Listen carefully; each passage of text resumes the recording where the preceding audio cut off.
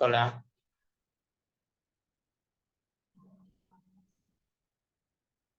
Baik, Assalamualaikum warahmatullahi wabarakatuh.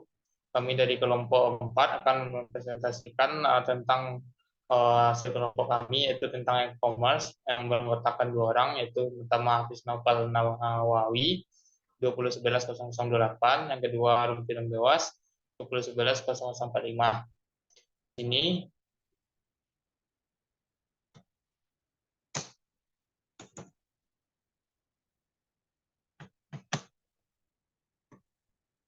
di sini kami akan mempresentasikan yaitu pertama definisi e-commerce, jenis-jenis e-commerce, manfaat e-commerce, hambatan implementasi e-commerce. Yang kelima itu infrastruktur e-commerce. Materi pertama akan dibacakan oleh Hafiz. Baik, terima kasih kepada penyaji. Saya akan menjelaskan yang pertama, saya akan menjelaskan tentang definisi e-commerce. Definisi e-commerce menurut para ahli. Perdagangan elektronik atau disebut juga e-commerce adalah penggunaan jaringan komunikasi dan komputer untuk melaksanakan proses bisnis. Pandangan populer dari e-commerce adalah penggunaan internet dan komputer dengan browser web untuk membeli dan menjual produk. MC Led Pearson. Menurut Sally Kasman, e-commerce atau kependekan dari electronic commerce dalam kurung perdagangan secara elektronik merupakan transaksi bisnis yang terjadi dalam jaringan elektronik seperti internet. Siapapun yang dapat mengakses komputer memiliki sambungan ke internet dan memiliki cara untuk membayar barang-barang atau jasa yang mereka beli, dapat berpartisipasi dalam e-commerce. Electronic commerce adalah pembelian, penjualan, dan pemasaran barang serta jasa melalui sistem elektronik, seperti radio, televisi, dan jaringan komputer atau internet. Jadi, pengertian e-commerce adalah proses transaksi jual-beli yang dilakukan melalui internet, di mana website digunakan sebagai wadah untuk melakukan proses tersebut. Yang kedua, jenis-jenis e-commerce.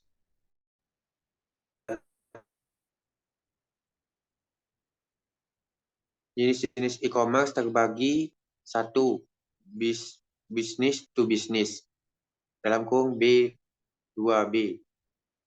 B to B. A.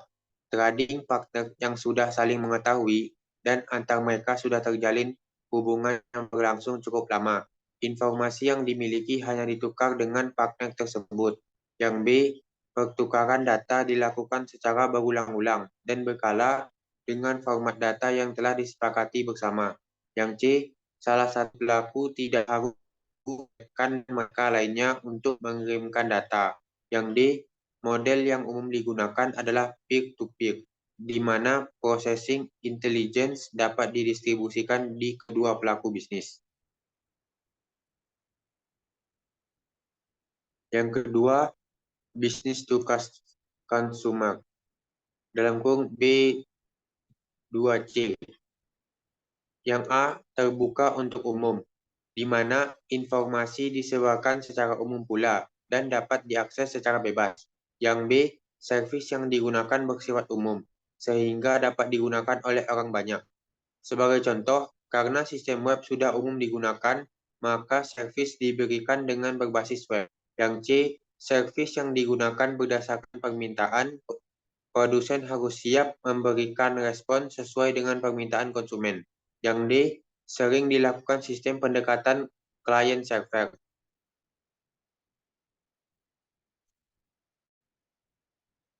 Yang ketiga, consumer to consumer atau C2C. Dalam C2C, seorang konsumen dapat menjual secara langsung barangnya kepada konsumen lainnya, atau bisa disebut juga orang yang menjual produk dan jasa ke satu sama lain. Contohnya adalah ketika ada perorangan yang melakukan penjualan di classified ads, dalam kurung misalnya www.classified2000.com, dan menjual properti rumahnya, mobil, dan sebagainya. mengiklankan jasa pribadi di internet, serta menjual pengetahuan dan keahlian merupakan contoh lain dari C2C. Sejumlah situs pelelangan memungkinkan perorangan untuk memasukkan item-item agar disertakan dalam pelelangan. Akhirnya, banyak perseorangan yang menggunakan internet dan jaringan organisasi untuk mengiklankan item-item yang akan dijual.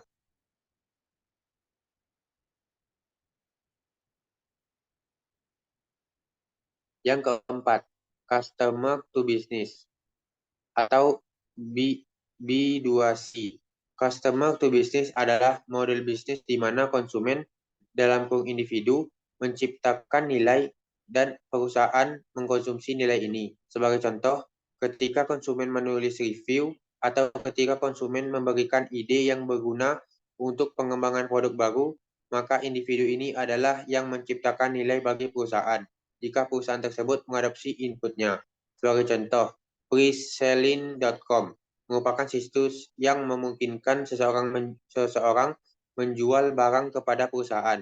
Dalam hal ini, internet dapat digunakan sebagai sarana negosiasi. Baiklah, saya kembalikan kepada moderator.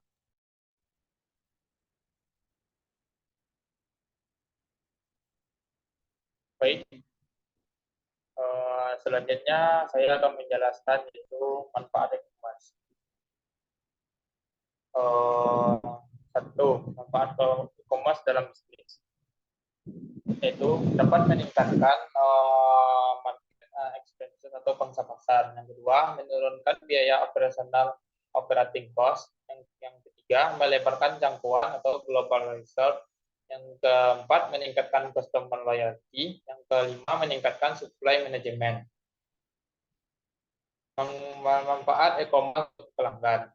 E-commerce memungkinkan pelanggan untuk berbelanja untuk melakukan transaksi selama 24 jam sehari dalam hampir setiap lokasi di mana konsumen itu berada.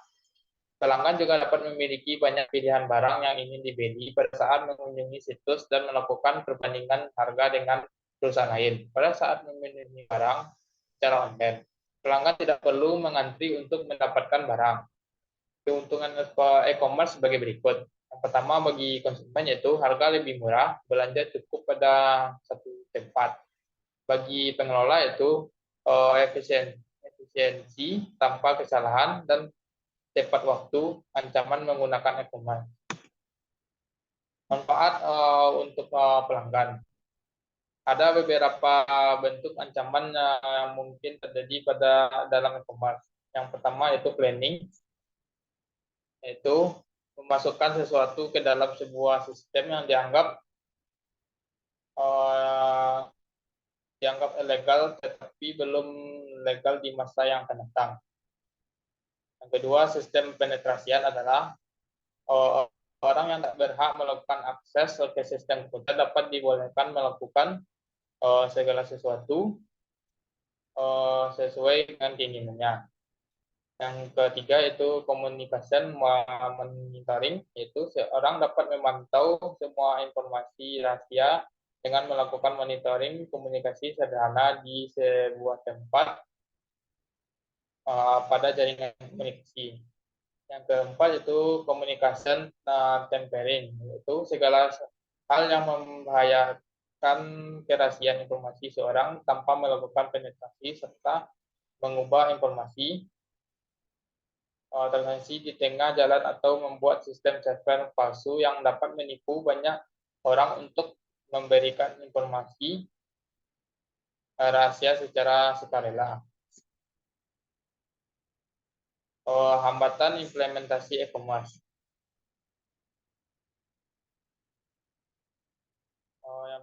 Hambatan implementasi e-commerce belum terbentuk high trust safety atau tingkat kepercayaan yang tinggi terhadap situs belanja online yang ada.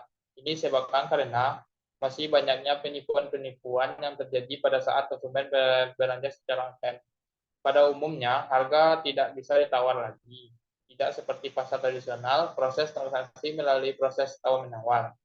Masih sangat sedikit SDM yang memahami dan menguasai dengan baik dan benar konsep dan implementasi teknologi e-commerce. Jasa pengiriman pos masih memerlukan pembenahan sehingga proses pengiriman barang tidak terlalu lama kepada pembeli atau konsumen. Yang kelima adalah infrastruktur e-commerce.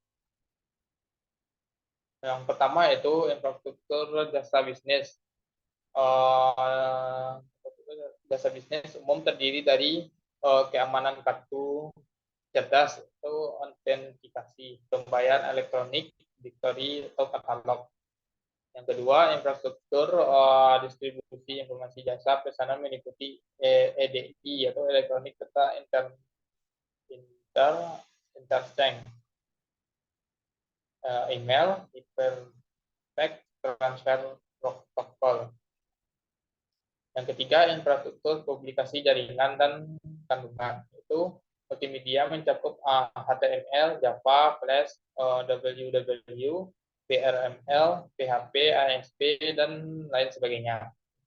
Yang keempat adalah infrastruktur jaringan terdiri dari Telkom, TV kabel, wireless, internet WAN, dan LAN, internet dan Ethernet. Itulah presentasi dari kelompok kami. Kalau ada kesalahan dan kejanggalan kami mohon maaf. Jadi, assalamualaikum warahmatullahi wabarakatuh.